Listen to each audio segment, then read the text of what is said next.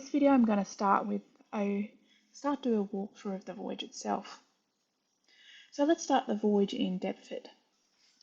Deptford is located on the south bank of the Thames River, just a little bit downstream from London City. In its heyday, it was a very busy place.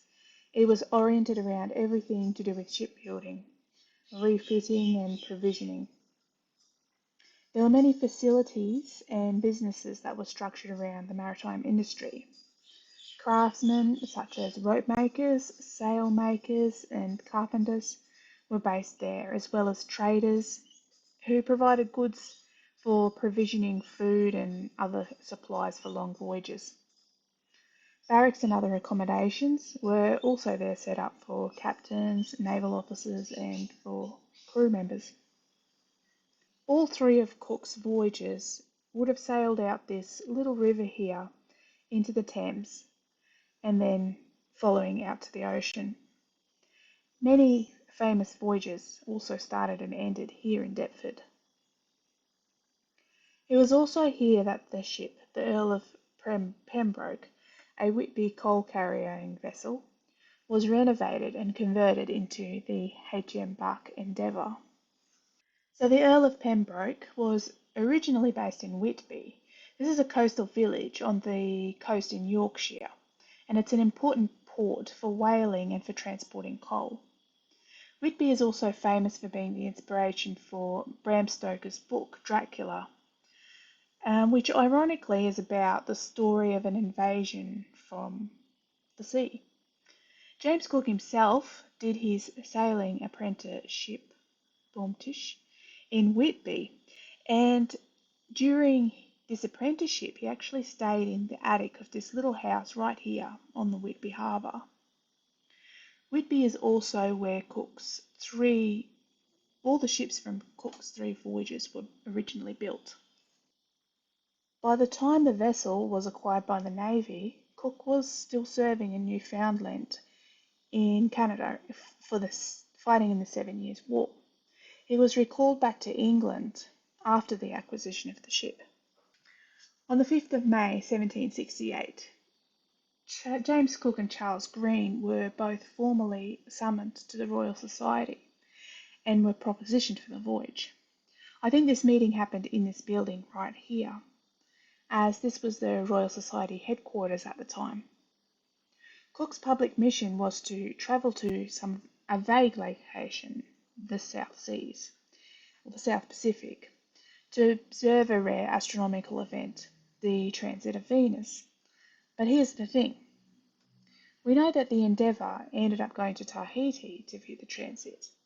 However, the British didn't even know that Tahiti existed until the return of the HMS Dolphin under the command of Captain Samuel Wallis.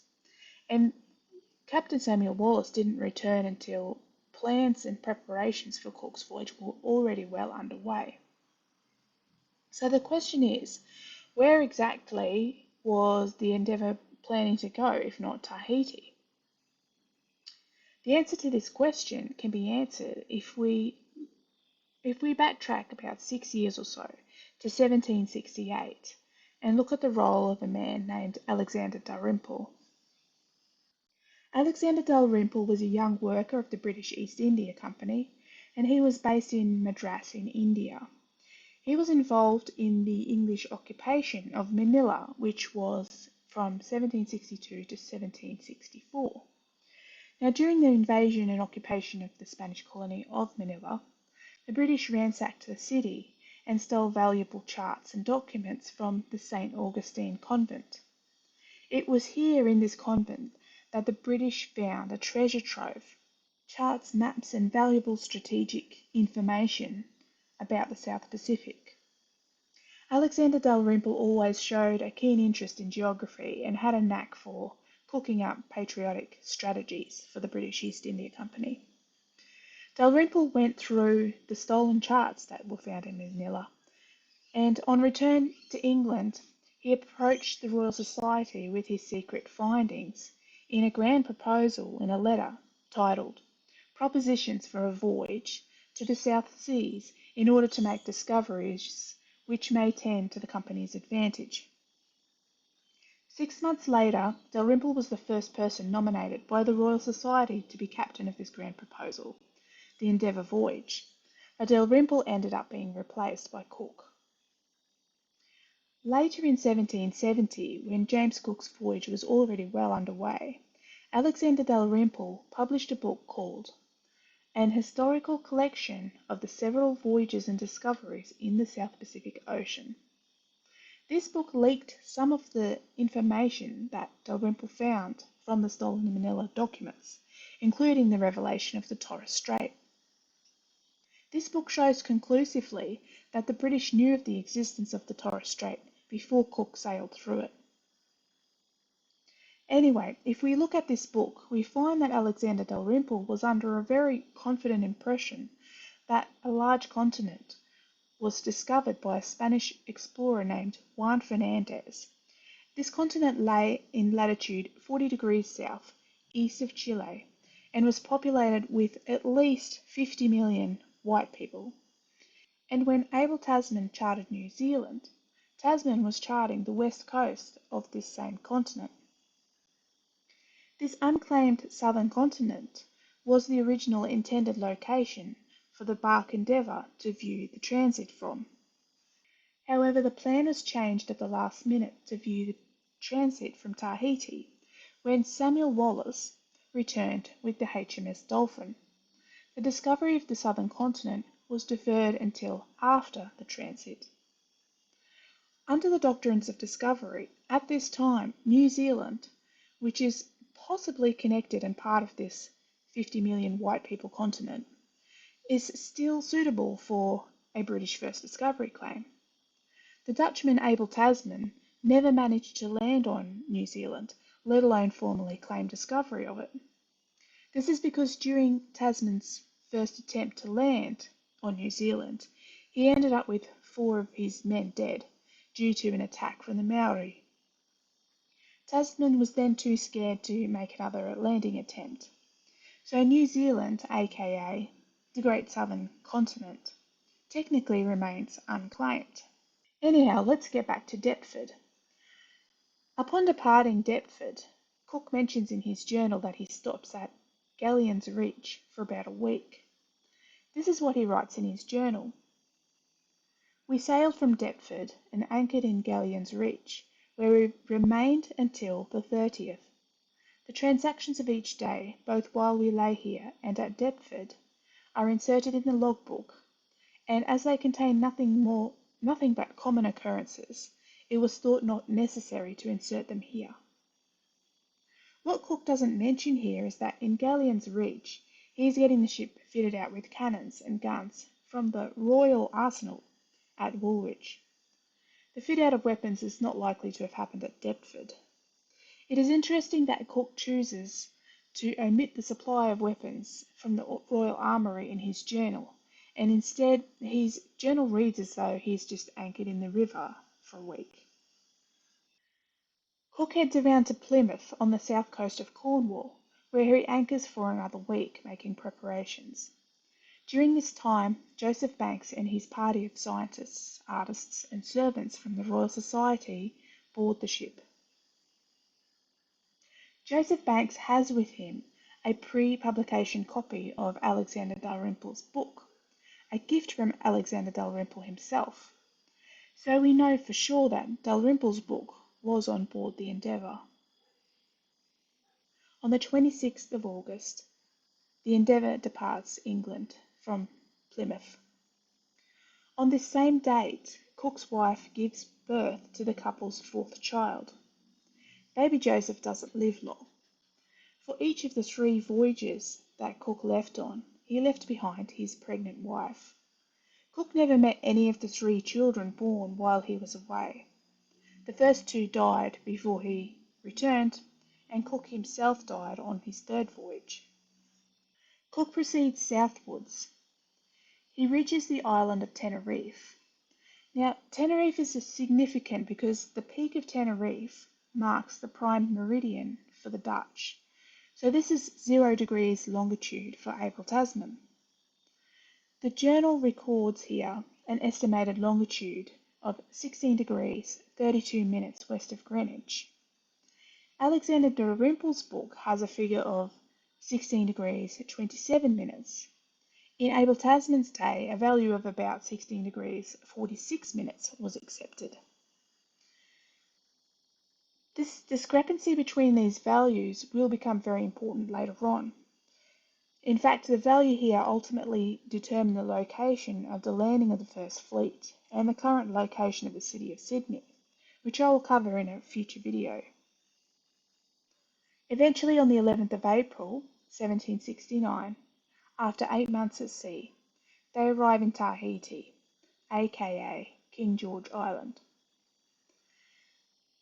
The main publicly stated purpose of the voyage is to observe the transit of Venus.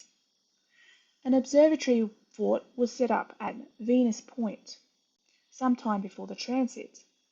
They even transported some of the ship's cannons onto shore to defend the fort.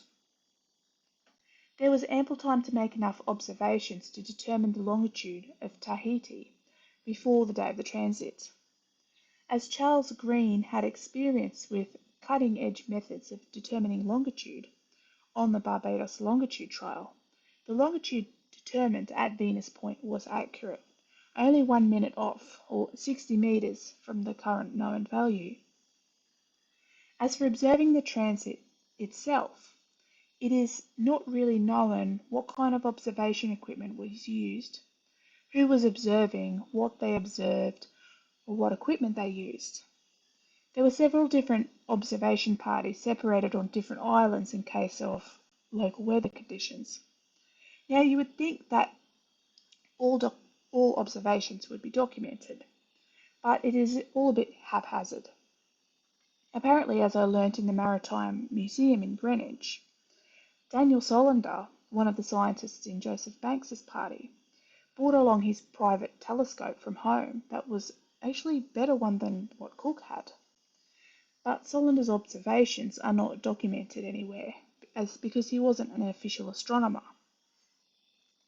Now this is unexpected when the main purpose of the voyage is supposed to be the observation of the transit. Also unexpected is that there are no trained astronomers amongst Joseph Banks's party of scientists. Charles Green is the only professional astronomer on the voyage, and he was not part of Joseph Banks's party. So I just want to talk a little bit about the transit of Venus itself. Now the Earth makes an orbit around the Sun every year. There are other planets that also orbit the Sun, and two of them, Mercury and Venus, orbit the Sun on the inside lane from the Earth's lane. So occasionally the Sun, one of these inner planets in the Earth, are all perfectly aligned so that the inner planet can be observed traversing across the face of the Sun. Now this is a planetary transit. In 1663, the mathematician James Gregory figured out that by using careful measurements of the timing of these inner planet transits, the distance from the Sun to the Earth could be measured by calculating parallax. But suitable transit events are rare. Scientists waited more than 100 years for the next suitable transit. Now the transits of Venus happen in pairs. From 1663, when James Gregory came up with this idea, the next pair of transits of Venus were 100 years away, in 1761 and 1769. So Cook was sent to observe the second of this pair of transits. There was a genuine scientific merit in this voyage and the observation of this transit of Venus.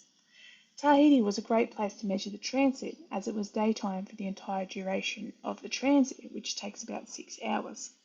But due to a phenomenon called the black drop effect, Cook had problems in knowing exactly when to make the timing measurement of the contact points. The surfaces of the Sun and Venus seemed to optically smudge into each other. Cook documented this in sketches. What is kind of interesting though is that this phenomenon had already been observed 8 years previously during the 1761 transit. The Russian scientist Mikhail Lomonosov had noted this effect already. Many expeditions running identical experiments involving careful timing of contact times must have already observed this phenomenon. Charles Green himself, the astronomer on the Endeavour, had himself been based in the Greenwich Observatory as an assistant to the Astronomer Royal during the earlier Venus transit. Someone like Green in such a position would have been well read on reports from the many expeditions around the world and presumably would already be aware of this phenomenon. But it is James Cook who seems to have become famous for being the first to observe them due to his well-publicised sketches. According to Cook folklore, after the business with the transit was finished, an envelope with the so-called secret instructions was opened. These instructions were from the Admiralty. They are dated of the date on them is the date that Cook left the Woolwich Armoury. Interestingly, at the top of the page here, it says that they are additional instructions. The question is, additional to what? This implies the existence of another set of instructions. Now, there is also a set of written hints issued by the Royal Society, and as the name suggests, they were not instructions but more informational guidelines. The hints were regarding practicalities of collecting scientific data and how to be a good humanitarian. On the date the hints were issued, Cook was already sailing from London to Plymouth, so presumably these hints were bought on the ship with Joseph Banks. Now I have a bit of a beef these days because the additional Secret Admiralty instructions are very often misinterpreted by people in Australia, and sections are cherry-picked out of context. I'll show you what I mean. It is often claimed that Cook did not follow his instructions because he failed to get consent from Aboriginal people before claiming parts of Australia. But this is a myth because it's based on a misinterpretation of the instructions themselves. Think about it a second. If Cook didn't follow his instructions on his first voyage, do you think he would have been sent out on a second voyage and got promoted? No way. Let's look a bit closer at the additional instructions from the Admiralty. Now we have to look at these instructions sequentially. The first part talks about the transit, and it talks about the existence of a continent. The second part here basically says, leave Tahiti, head down to latitude 40 degrees south, and then head west, keeping in between latitude 35 and latitude 40 south. This section here says, if you discover the continent above mentioned either in your run to the southward or to the westward as above directed, you are to. Then there is about half a page instructions. So these instructions here apply to this continent which doesn't exist. And amongst these instructions is the part about the need to gain consent of the natives to take possession of convenient solutions in the country in the name of the King of Great Britain. The next paragraph here says, but if you shall fail of discovering the continent before mentioned, you will, upon falling with New Zealand, and then it goes on to some more instructions here about New Zealand. Now, as you can see, the part about getting consent from the natives in this whole section in here applies to the southern continent that lies somewhere between Tahiti and New Zealand. That part of the instructions expires upon reaching New Zealand. At the end of the instructions, it says, depart back to England by the most convenient route and stop at port if necessary. It also says later on something about taking possessions of islands that are undiscovered by Europeans. So, as you can see here, the instructions to get the permission of the natives before taking possession only applies to the 50 million white people in this southern continent that Dalrymple was expecting. Going by these sealed additional instructions alone, Cook should never have claimed any part of New Holland. But we know that Cook did claim New Holland, and then he got promoted and got sent out on more voyages. So what does this all mean? It means that there must be another set of instructions. Instructions that give him the go-ahead to claim at least parts of New Holland. Now remember, the Royal Society issued some hints, and the Admiralty issued additional secret instructions. But where are the actual instructions? Where are the main instructions? We still don't know what they are. They still haven't been released. What about King George? Were there instructions directly from him? Now, one of the main goals in this series is to kind of reverse engineer what those instructions were. So let's talk about this southern continent. How did Alexander Dalrymple come to this impression that New Zealand was this great undiscovered southern continent? Well, I have a possible answer, and it is to do with the documents that the British found during the invasion and occupation of Manila. First, some brief background information about two otherwise unrelated voyages. So, Torres went through the Torres Strait in 1605. This voyage ended in Manila. And in 1576, Juan Fernandez left Chile, went out into the Pacific Ocean, an unknown distance at latitude 40, and discovered a large land, then returned to South America. Now, Dalrymple already found primary evidence, that is, original charts and diaries of the Torres voyage in the cache of documents stolen during the British occupation of Manila. Now, these documents would likely have been sitting in this exact room in the San Agustin convent in Intramuros, Manila, which I visited last year. Note that this invasion and occupation of Manila happened between 1762 and 1764, just a few years before Cook's voyage, which was 1769. Dalrymple then went back to England and found corroborating evidence for the Torres voyage in a letter written by a Spanish historian, and this letter is called the Arias Memorial. Now, the story is that Dalrymple found this letter, the Arias Memorial, when randomly browsing in a bookshop in Covent Gardens in London. Now, here is the actual bookshop location that I also visited last year. The letter Dalrymple found here refers to Torres going through the Torres Strait, but the same letter also refers to the Fernandez voyage. The letter is light on details, but it does reveal the existence of the Torres Strait the existence of a strait between New Guinea and New Holland. Now, this letter was passed off as the source of British knowledge of the Torres Strait.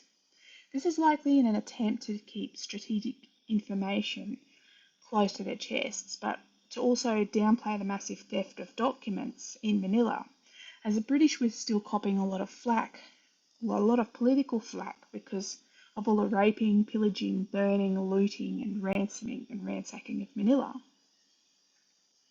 Although let it be known that Matthew Flinders, who was later a friend of Alexander Dalrymple, claimed on record that Dalrymple found out about the Torres Strait in the Manila documents. Others have come out later, though, and have said that Flinders was mistaken. There's quite a bit of circumstantial evidence that Cook had charts from the Torres voyage on his first and second voyages. I will cover this when I walk through Cook's voyage up the Queensland coast.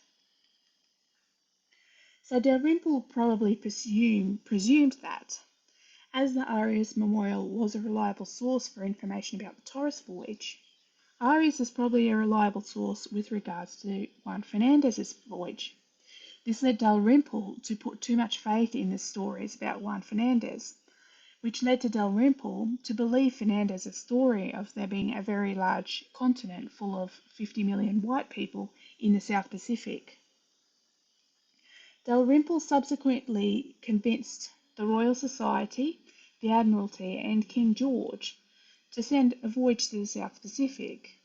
So he must have had a bit more evidence than just one random letter that he found in a bookshop in London Covent Gardens from some random Spanish historian. He must have had more proof.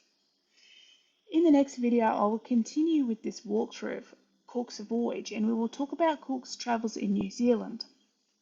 I'm going to present to you smoking gun proof that Cook had another set of instructions that have yet to see the light of day.